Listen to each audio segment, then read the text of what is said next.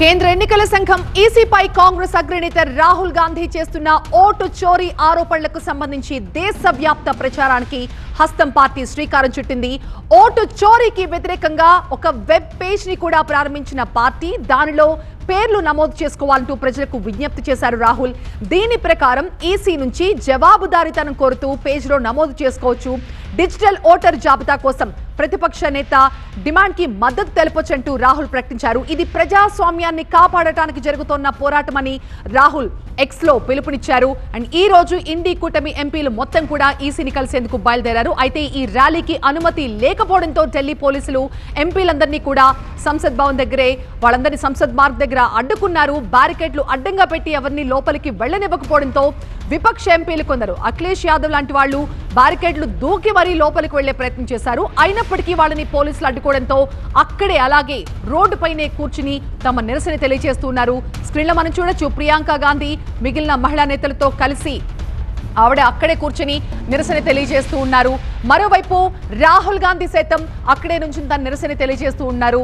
EC పై అనేక ఆరోపణలు చేశారు, తీవ్ర ఆరోపణలు చేశారు రాహుల్ గాంధీ. ఈ నేపథ్యంలో ఈ రోజు విపక్ష ఎంపీలందరూ కలిసి ఈసీని కలిసేందుకు ఈసీకి ఒక విరుదుపత్రం ఇచ్చేందుకు ఈ ఓట్ చోరీకి సంబంధించి తాను చేసిన ఆరోపణలకు అనేక ఆధారాలను కూడా రాహుల్ ఇందులో జత చేసినట్లుగా చెప్తున్నారు. ఈ నేపథ్యంలో ఈసీని కలిసేందుకు వెళ్ళిన విపక్ష ఎంపీలందరినీ కూడా పోలీసులు అక్కడే అడ్డుకున్నారు. దీనికి కారణం విపక్ష ఎంపీల ర్యాలీకి ఎలాంటి అనుమతి లేదని ఢిల్లీ పోలీసులు చెప్తున్నారు. సంసద్ మార్గ్ దగ్గర మొత్తం కూడా బ్లాక్ చేసేశారు. దీంతో ఎంపీలంతా కూడా పోలీసులతో వాగ్వాదానికి దిగారు. మెంబర్ ఆఫ్ పార్లమెంట్ కూడా ఈసీ పర్మిషన్ ఇవ్వకపోతే, మాట్లాడేందుకు అనుమతి ఇవ్వకపోతే ఇంకా ఎవరికి మీరు జవాబుదారీతనంగా ఉంటారు, ఎవరికి మీరు పర్మిషన్స్ ఇస్తారు మాట్లాడటానికి? ఇక ఇలాగే ఉంటే గనక తమ నిరసన ఇదే విధంగా కొనసాగిస్తామంటూ అటు విపక్ష ఎంపీలందరూ కూడా అంతే మొండి పట్టుదలతో అక్కడే కూర్చుని తమ నిరసన తెలియజేస్తూ ఉన్నారు. మరోవైపు ఎంపీలంతా కూడా ఒక్కొక్కరిగా తమ నిరసన వ్యక్తం చేస్తున్నారు. ఎలక్షన్ కమిషన్ ఎంపీలకు కలిసేందుకు అనుమతిని ఇవ్వకపోవడాన్ని వాళ్ళు చాలా తీవ్రంగా పరిగణిస్తున్నారు. అయితే ఎలక్షన్ కమిషన్ 30 మంది వరకు లోపలికి రావచ్చని ఇప్పటికే జయరాం రమేష్ కు లేఖ రాసింది.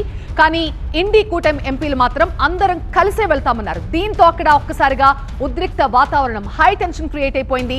రాహుల్ మొత్తం ఎంపీలందరినీ కూడా లీడ్ చేస్తున్న దృశ్యాలు మనం అక్కడ చూడొచ్చు. అక్కడే నుంచున్నారు. అటు ఈసీ తీరుపై మరోవైపు పోలీసుల తీరుపై విపక్ష ఎంపీలంతా కూడా తీవ్ర ఆగ్రహాన్ని వ్యక్తం చేస్తున్నారు. ఇండియా కూటమి ర్యాలీని పోలీసులు అడ్డుకోవడంతో అక్కడ హై టెన్షన్ వాతావరణం కొనసాగుతోంది. సంసద్ మార్గ్ ని పోలీసులు బ్లాక్ చేసేశారు.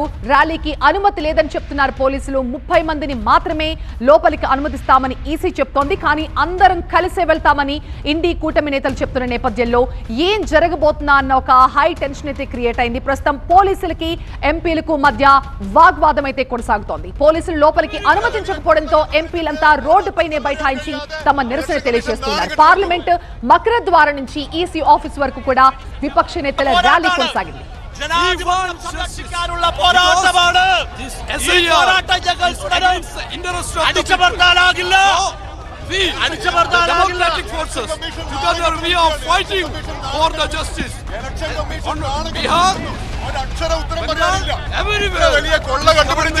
ഒരക്ഷരം പറയാൻ കഴിയാതെ ഇലക്ഷൻ കമ്മീഷൻ നാണം കെട്ടി നിൽക്കുന്നു.